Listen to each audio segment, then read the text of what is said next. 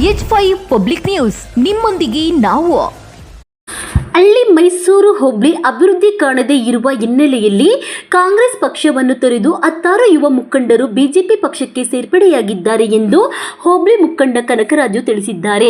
ಪತ್ರಿಕಾಗೋಷ್ಠಿಯಲ್ಲಿ ಮಾತನಾಡಿದ ಅವರು, ಹಳ್ಳಿ ಮೈಸೂರು ಹೋಬಳಿ ಅಹಿಂದ ಮತದಾರ ಕ್ಷೇತ್ರವಾಗಿದ್ದು ಕಳೆದ 30 ವರ್ಷಗಳಿಂದ ನಿರೀಕ್ಷಿತ ಅಭಿವೃದ್ಧಿ ಕಾಣದೆ ಹಿಂದುಳಿದಿದೆ ಎಂದು ಆರೋಪಿಸಿದರು.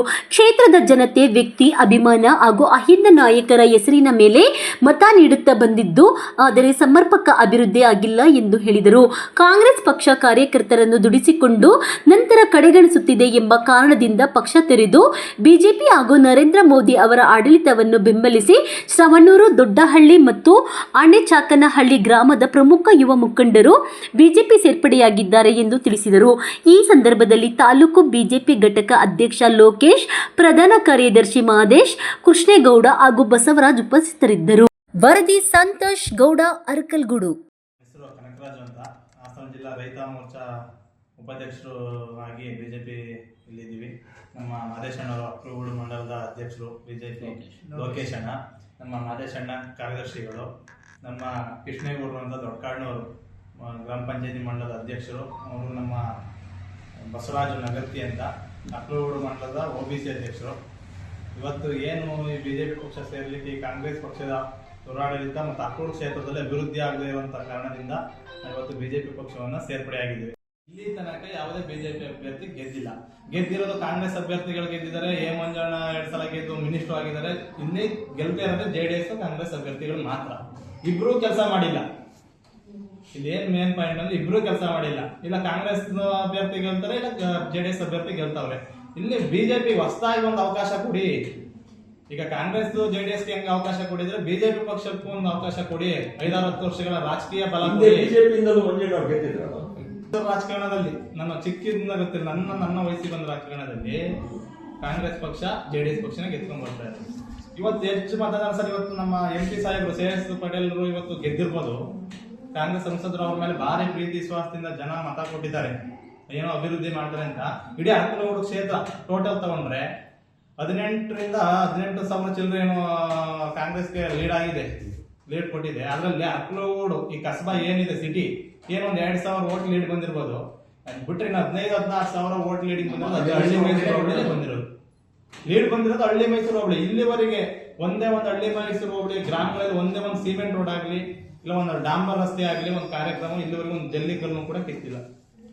ಇದನ್ನ ನೋಡಿ ನಾವು ಬೇಸತ್ತೀವಿ. ರಾಜಕಾರಣ ಆಗಿರೋದು ಏನು ಅಂದ್ರೆ ಇಲ್ಲಿ ನಮ್ಮ ಜನ ಸಿದ್ದರಾಮಯ್ಯನ ಹೆಸರು ಹೇಳಿದ್ರೆ ಈ ಸಮುದಾಯ ಓಟ್ ಆಗ್ತದೆ ಅನ್ನೋ ಒಂದು ದುರುದ್ದೇಶ ಇಟ್ಕೊಂಡು ರಾಜಕಾರಣಿಗಳು ನಮ್ಮ ಸಮುದಾಯ ಆಗಿರ್ಬೋದು, ಅಹಿಂದ ಸಮುದಾಯದ ಮತಗಳನ್ನ ಬಳಸ್ಕೊಂಡು ಇಷ್ಟು ದಿನ ಇವತ್ತು ರಾಜಕೀಯವಾಗಿ ಬಳಸ್ಕೊಂಡಿದ್ದಾರೆ. ಅದಕ್ಕೆ ನಾನು ಹೇಳ್ತಿರೋದು, ನಮ್ಮ ಸಮುದಾಯ ಜನ ಆಗಿರ್ಬೋದು, ಅಹಿಂದ ವರ್ಗದ ಸಮುದಾಯ ಜನ ಏನು ಕಾಂಗ್ರೆಸ್ ಪಕ್ಷಕ್ಕೆ ಮತ ಕೊಡ್ತೀವಿ ಅಂತ ಏನು ನಮಗೆ ಬರ್ಕೊಟ್ಟಿಲ್ಲ. ನಾವು ಬದಲಾವಣೆ ಆಗ್ಬೇಕು, ನಾವು ಪಕ್ಷ ಅಲ್ಲ ಅಭಿವೃದ್ಧಿ ನೋಡ್ಬೇಕು, ನಾವು ಬದಲಾಗಬೇಕು ಅನ್ನೋದೊಂದು ಉದ್ದೇಶಕ್ಕೆ ನಮ್ಮ ಯುವಕರಿಗೆ ತಿಳಿ ಹೇಳ್ತಾ ಇದೀವಿ. ಎಲ್ಲ ಚೇಂಜ್ ಆಗಬೇಕು.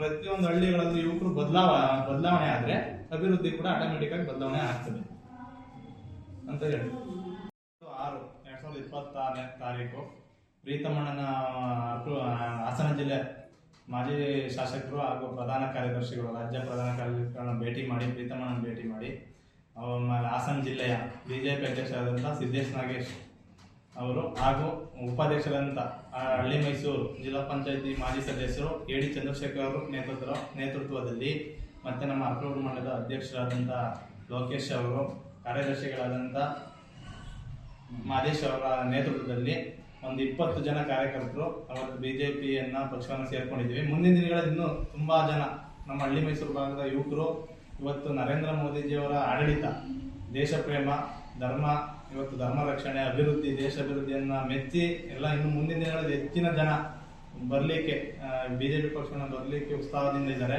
ಯುವಕರೆಲ್ಲ ಮುಂದೆ ಬಿಜೆಪಿ ಪಕ್ಷ ಸೇರ್ಲಿಕ್ಕೆ ನಮ್ಮ ಜೊತೆ ಕೈ ಜೋಡಿಸ್ತಾರೆ ಅಂತ ಹೇಳ್ತಾ ಇದ್ವಿ.